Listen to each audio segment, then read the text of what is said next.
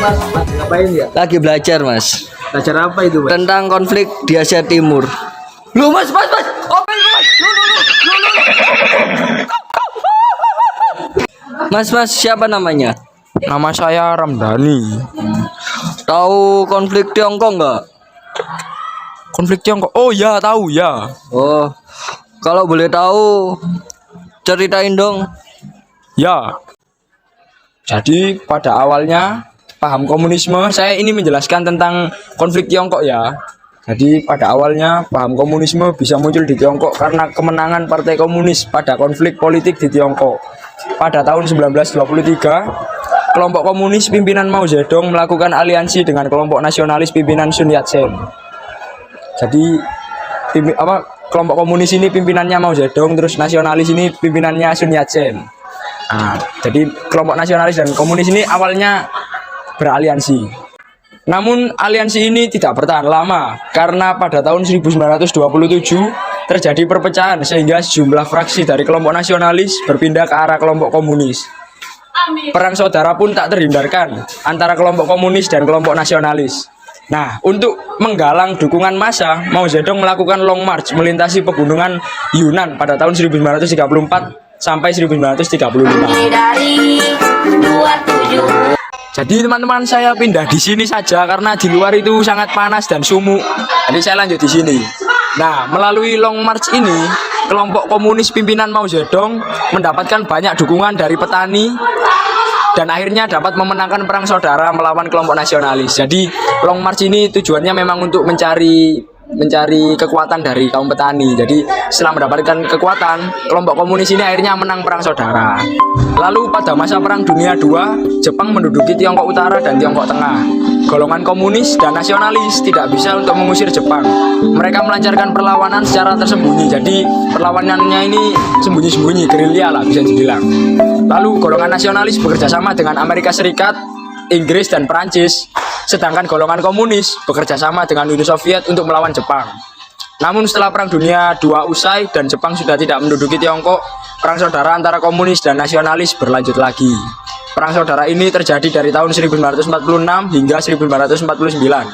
Golongan komunis pimpinan Mao Zedong berhasil memenangkan perang saudara ini dan mereka segera mendeklarasikan berdirinya Negara Republik Rakyat Tiongkok pada tanggal 1 Oktober 1949.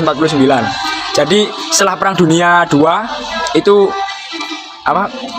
perang saudara antara komunis dan nasionalis ini berlanjut lagi dan dimenangkan oleh kelompok komunis Mao Zedong, dan akhirnya Mao Zedong mendeklarasikan berdirinya Negara Republik Rakyat Tiongkok pada tanggal 1 Oktober tadi. Nah, terus kelompok nasionalis yang tersisa tadi lari ke Kepulauan Taiwan dan mendeklarasikan berdirinya negara Taiwan. Pada Perang Dingin, Negara Republik Rakyat Tiongkok yang berhaluan komunis ini beraliansi dengan Uni Soviet yang sama-sama berhaluan komunis. Nah, lalu Republik Rakyat Tiongkok ini tadi bertugas untuk menyebarkan ideologi komunis di Asia. Aliansi antara Uni Soviet dan Republik Rakyat Tiongkok ini juga menjadi parameter atas melebarnya Perang Dingin yang awalnya di benua Eropa sampai ke benua Asia. Jadi saat Perang Dingin itu Republik Rakyat Tiongkok ini bekerja sama dengan Uni Soviet untuk menyebarkan ideologi komunis bukan hanya di Eropa tapi juga di Asia. Jadi ini menandakan kalau Perang Dingin itu nggak cuma di Eropa tapi juga di Asia. Nah, namun setelah tahun 1956, hubungan Tiongkok dan Uni Soviet ini mengalami perpecahan. Perpecahan ini disebabkan oleh Khrushchev. Khrushchev ini pemimpin baru Uni Soviet setelah Stalin yang menerapkan destalinisasi. Destalinisasi ini mencabut atau tidak lagi menerapkan kebijakan-kebijakan Yosef Stalin. Nah, karena diterapkannya destalinisasi ini, Mao Zedong ini mengecap kebijakan Khrushchev dan hubungan antara Uni Soviet dan Tiongkok ini menjadi pecah.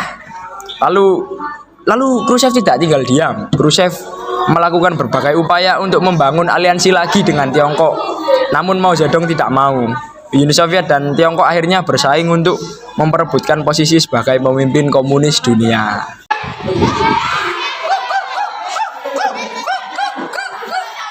Mas, sudah mas. Saya sudah jelaskan yang tentang konflik Tiongkok, Mas. Sekarang gantian, sampean jelaskan yang tentang konflik Korea.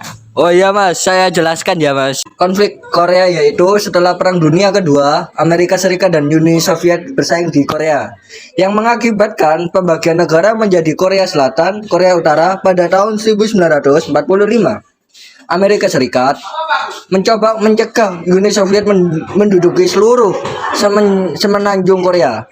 Mereka mendukung pemerintah berbeda berbeda di kedua Korea. Amerika Serikat mendukung Korea Selatan, sementara Uni Soviet mendukung Korea Utara. Perang Korea pecah pada 1950 ketika Korea Utara menyerang Korea Selatan.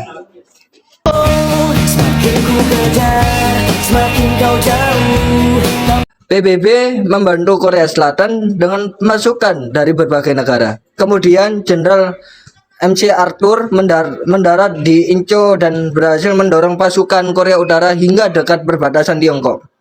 Tiongkok dan Uni Soviet ikut campur dalam perang. Namun akhirnya perang berakhir pada 1953. Aduh, iki lokus parah.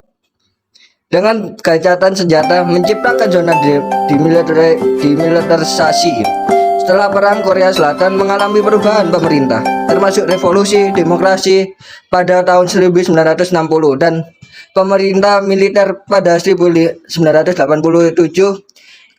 Gerakan pro demokrasi mengakhiri pemerintah militer. Korea Utara menjadi diktator dan sangat terpusat. Sementara Korea Selatan mengalami perubahan politik yang signifikan. Sudah.